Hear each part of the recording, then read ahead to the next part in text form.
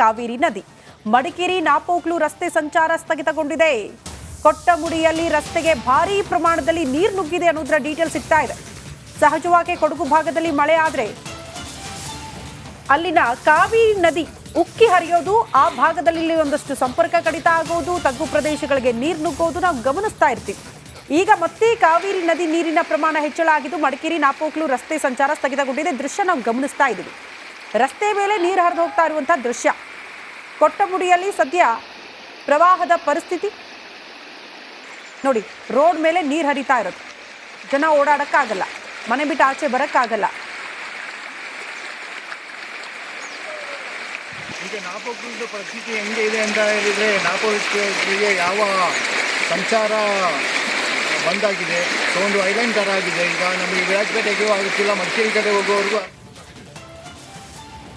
ಇನ್ನು ಹಾಸನ ಜಿಲ್ಲೆಯಲ್ಲೂ ಕೂಡ ಮಳೆ ಅಬ್ಬರ ಮುಂದುವರಿತಾ ಇದೆ. ಕಾಡ್ಲೂರು ಕೂಡಿಗೆ ಸಂಪರ್ಕ ಕಲ್ಪಿಸುವ ರಸ್ತೆ ಜಲಾವೃತವಾಗಿದೆಯಂತೆ. ಆಲೂರು ತಾಲೂಕಿನ ಕಾಡ್ಲೂರು ಕೂಡಿಗೆ ಗ್ರಾಮ, ಆ ರಸ್ತೆ ಜಲಾವೃತ ಆಗಿರೋದ್ರಿಂದ ಶಾಲಾ ಮಕ್ಕಳು ಪರದಾಡ್ತಿದ್ದಾರೆ, ಜನ ಓಡಾಡೋದಕ್ಕಾಗ್ತಾ ಇಲ್ಲ. ಯಾವ ಮಟ್ಟಿಗಾಗಿತ್ತು ಅಂದ್ರೆ ನೂರಾರು ಅಡಿಯಷ್ಟು ರಸ್ತೆ ಕುಸಿತ ಆಗ್ಬಿಟ್ಟಿದೆ. ಅಷ್ಟು ಆಳಕ್ಕೆ ಜನ ಓಡಾಡಕ್ಕಾಗಲ್ಲ. ಯಾವುದೇ ಪರ್ಯಾಯ ವ್ಯವಸ್ಥೆ ಕೂಡ ಇಲ್ಲ ಅಂತೆ. ಮಕ್ಕಳು ಶಾಲೆಗೆ ಹೋಗಕ್ಕಾಗ್ತಾ ಇಲ್ಲ, ಜನ ಕೆಲ್ಸಕ್ಕೆ ಹೋಗಕ್ಕಾಗ್ತಾ ಇಲ್ಲ ಅನ್ನುವಂಥ ಪರದಾಟ. ನೋಡಿ ಮಳೆ ಅಬ್ಬರದಿಂದ ಯಾವ ರೀತಿ ಇದೆ ಪರಿಸ್ಥಿತಿ ಅಂತ. ನಿನ್ನೆ ಒಂದ್ ಕಡೆ ರಸ್ತೆ ಕುಸಿತದನ್ನ ಗಮನಿಸಿದ್ವಿ. ಈಗ ಮತ್ತೊಂದು ಕಡೆ ರಸ್ತೆ ಮೇಲೆ ನೀರು ಹರಿದು ಹೋಗ್ತಾ ಇರೋದ್ರಿಂದ ವಾಹನಗಳು ಕೂಡ ಓಡಾಡಕ್ಕಾಗಲ್ಲ, ಕಾರಣ ಅಷ್ಟು ನೀರಿನ ರಭಸ ಇದೆ.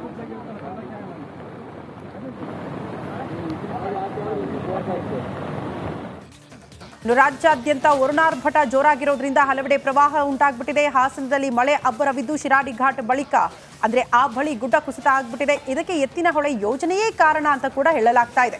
ಈ ಕುರಿತ ಒಂದು ರಿಪೋರ್ಟ್ ಇಲ್ಲಿದೆ ನೋಡಿ.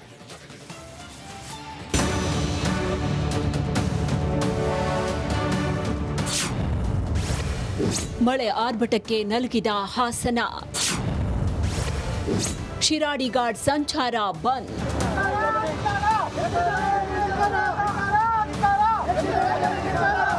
ಎಲ್ ನೋಡಿದ್ರೂ ನೀರಿನ ಆರ್ಭಟ, ಪ್ರವಾಹ, ಹಲವೆಡೆ ಭಾರೀ ಅವಾಂತರ. ಹಾಸನದಲ್ಲಂತೂ ಮಳೆಯ ಜೊತೆ ಸರ್ಕಾರದ ಆ ಯೋಜನೆಯ ತಲೆಬಿಸಿ ಇದೆ. ಜಿಲ್ಲೆಯಲ್ಲಿ ಸುರಿತಾ ಇರುವ ಭಾರೀ ಮಳೆಗೆ ರಾಷ್ಟ್ರೀಯ ಹೆದ್ದಾರಿ 75ರ ಶಿರಾಡಿ ಘಾಟ್ ದೊಡ್ಡ ತಪ್ಪಲು ಬಳಿ ಗುಡ್ಡ ಕುಸಿತ ಆಗಿದೆ. ಇದರಿಂದ ಸುತ್ತಮುತ್ತಲ ಗ್ರಾಮಸ್ಥರಿಗೆ ಪದೇ ಪದೇ ತೊಂದರೆಯಾಗ್ತಾ ಇದೆ.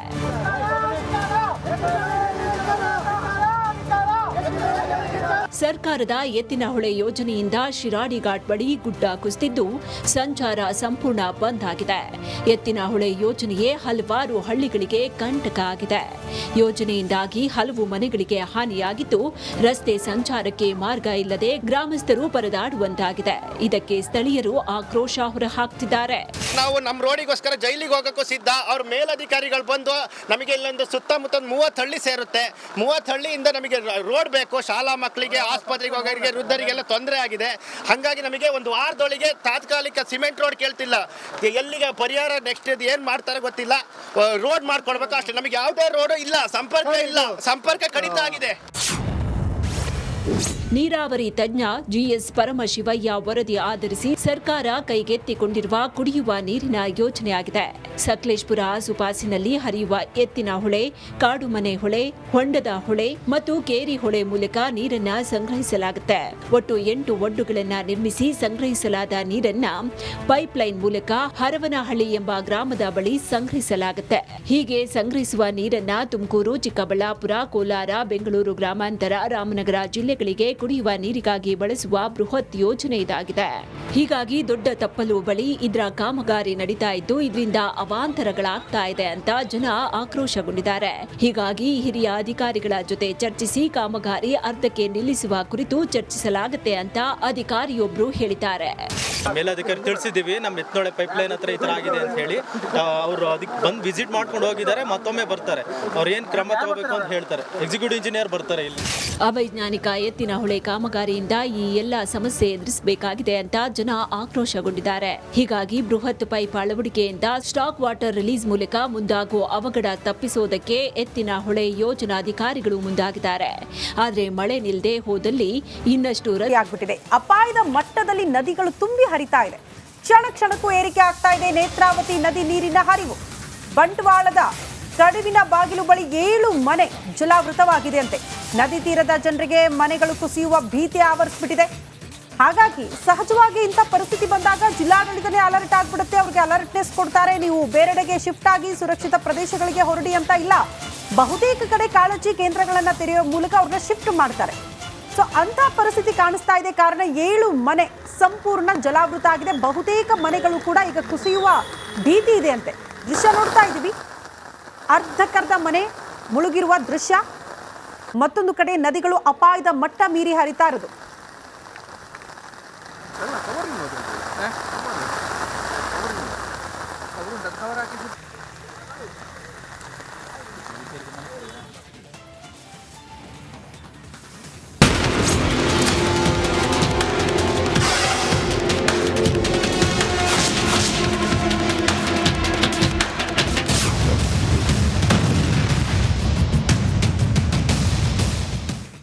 ಇನ್ನು ಡೆವಿಲ್ ಗ್ಯಾಂಗ್ನಿಂದ ರೇಣುಕಾಸ್ವಾಮಿ ಕೊಲೆ ವಿಚಾರಕ್ಕೆ ಸಂಬಂಧಪಟ್ಟಂತೆ ಪೊಲೀಸರಿಂದ ಕೊಲೆ ಕೇಸ್ ತನಿಖೆ ಚುರುಕುಗೊಂಡಿದೆ.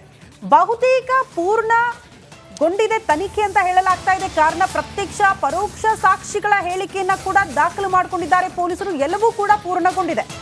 ಈಗ ಮೆಡಿಕಲ್ ರಿಪೋರ್ಟ್ಗಾಗಿ ಪೊಲೀಸರು ಕಾಯ್ತಾ ಇದ್ದಾರೆ. ಮೆಡಿಕಲ್ ರಿಪೋರ್ಟ್ ಕೂಡ ಕೈ ಸೇರ್ಬಿಟ್ರೆ ಶೀಘ್ರವೇ ಚಾರ್ಜ್ ಶೀಟ್ ಸಲ್ಲಿಕೆ ಆಗಬಹುದು ಅನ್ನುವಂಥ ನಿರೀಕ್ಷೆ. ಶೀಘ್ರವೇ ವರದಿ ಕೊಡುವಂತೆ ಪೊಲೀಸರು ಕೂಡ ಮನವಿ ಮಾಡಿಕೊಂಡಿದ್ದಾರಂತೆ. ಮೆಡಿಕಲ್ ರಿಪೋರ್ಟ್ ವಿಕ್ಟೋರಿಯಾ ಆಸ್ಪತ್ರೆ ಅಧಿಕಾರಿಗಳಲ್ಲಿ ಪೊಲೀಸರ ಮನವಿ. ಆರೋಪಿಗಳ ಕೂದಲು, ಉಗುರು, ರಕ್ತದ ಸ್ಯಾಂಪಲ್ ಎಲ್ಲವನ್ನ ಕೂಡ ಪರೀಕ್ಷೆಗೆ ಕೊಟ್ಟಿದ್ರು. ಅದರ ರಿಪೋರ್ಟ್ ಬರಬೇಕು. ಆ ರಿಪೋರ್ಟ್ ಬೇಗ ಕೊಟ್ಬಿಟ್ರೆ ಚಾರ್ಜ್ ಶೀಟ್ ಸಲ್ಲಿಕೆ ಮಾಡೋದಕ್ಕೆ ಈಸಿ ಆಗುತ್ತೆ ಅನ್ನೋದು ಪೊಲೀಸರ ಮನವಿ.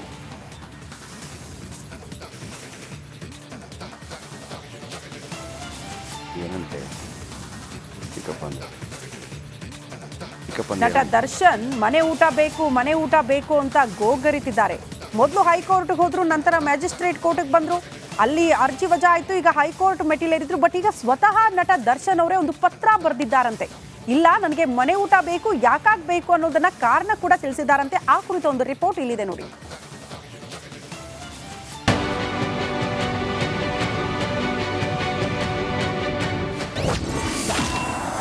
ಜೈಲೂಟಕ್ಕೆ ಕಾಟೇರ ಕಂಗಾಲು,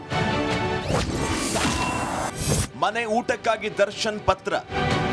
ರೇಣುಕಸ್ವಾಮಿ ಕೊಲೆ ಕೇಸಲ್ಲಿ ಪರಪ್ಪನ ಅಗ್ರಹಾರ ಸೇರಿರೋ ಕಾಟೇರ ಕಂಗಾಲಾಗಿದ್ದಾನೆ. ಮನೆ ಊಟಕ್ಕಾಗಿ ಪದೇ ಪದೇ ಪರಿತಪಿಸುತ್ತಿದ್ದಾನೆ. ಒಂದೇ ಸಮನೆ ಮನೆ ಊಟವೇ ಬೇಕು ಅಂತ ದಾಸ ದುಂಬಾಲು ಬಿದ್ದಿದ್ದಾನೆ. ಮನೆ ಊಟವೇ ಬೇಕು ಅಂತ ಜೈಲಾಧಿಕಾರಿ ಮ್ಯಾಜಿಸ್ಟ್ರೇಟ್ ಕೋರ್ಟ್ಗೆ ದಾಸ ಪತ್ರ ಬರೆದಿದ್ದಾನೆ. ಪೌಷ್ಟಿಕಾಂಶದ ಊಟಕ್ಕಾಗಿ 3 ಪುಟಗಳ ಲೆಟರ್ ಅನ್ನ ದರ್ಶನ್ ಬರೆದು ಮನವಿಯನ್ನ ಮಾಡಿದ್ದಾನೆ. ಹಾಗಾದ್ರೆ ದರ್ಶನ್ ಬರೆದ ಪತ್ರದಲ್ಲಿ ಇರೋದೇನು ಅನ್ನೋದನ್ನ ನೋಡೋದಾದ್ರೆ, ಮುಖ್ಯ